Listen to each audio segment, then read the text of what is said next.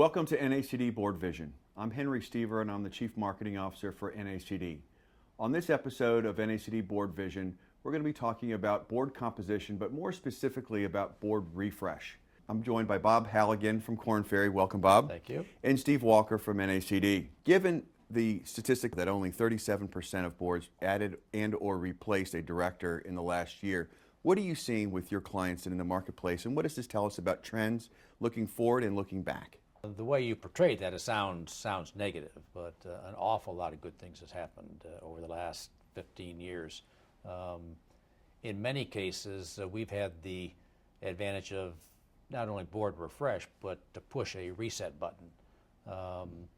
In the cases of building boards for Delphi coming out of bankruptcy or Lehman Brothers coming out of bankruptcy, what we have found is that everyone is starting to think the way we hope they're thinking, that boards should be a strategic asset and a source of long-term competitive advantage.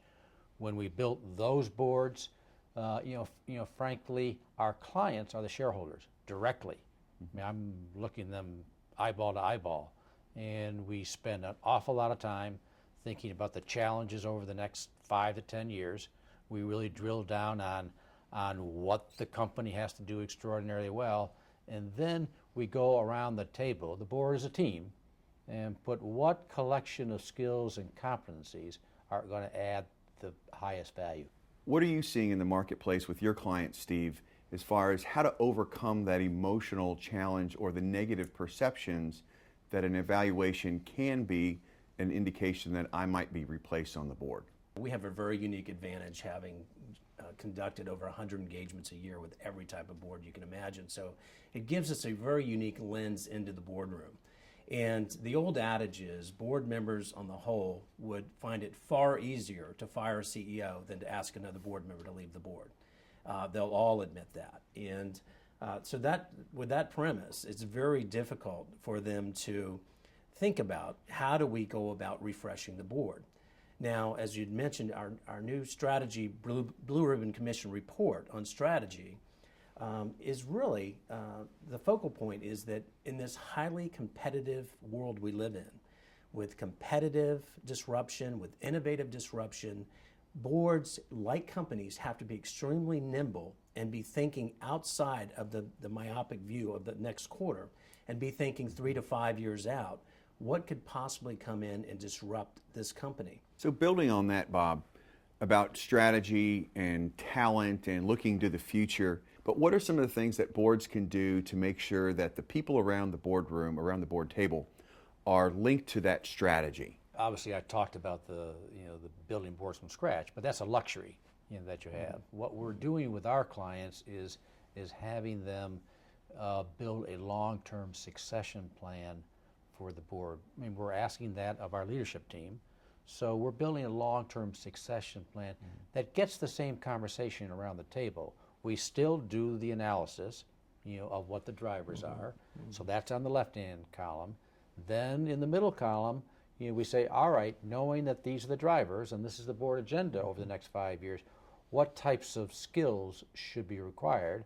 The next column is analyzing our current board members and then saying, all right, when there are openings, these are the priorities. That discussion is helpful. We're not saying anyone has to leave, but you have to earn the right. How many companies do you actually see using the skill sets matrix, Steve, or is it kind of talk? Well, I think in reality, Henry, we have to think about who our audience is at NACD.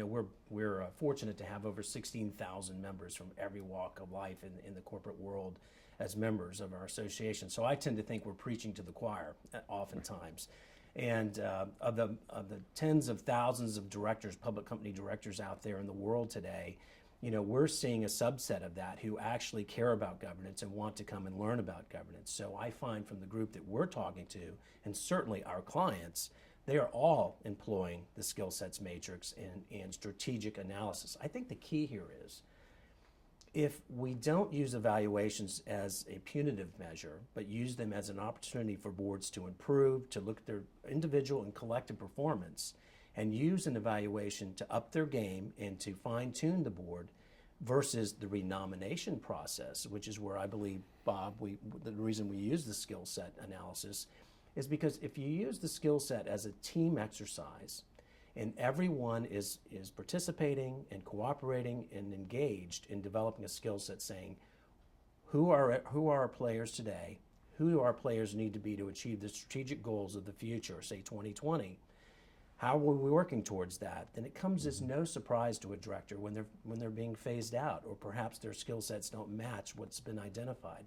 Therefore, I think it's an easier pill to swallow, if you will, when the time comes to refresh the board and they realize themselves, having participated, that perhaps it's time to move on. Yeah. Bob, is there anything else you'd like to share with us on this episode of NACD Board Vision? We're looking for board members that, one, have their egos in check. But so when leadership team comes to the board meeting, they know they have to have their A game. The board should also be energizing the team and not sapping the energy out of it. So we have a lot of work to be done in this regard, but I am very encouraged from where we are and NACD's contribution to that, because people are taking this very seriously, and it's all good. Thank you for your time, Bob. Steve, thank you as well. Thanks, Our pleasure. Henry. On behalf of Korn, Ferry, and NACD, this is NACD Board Vision.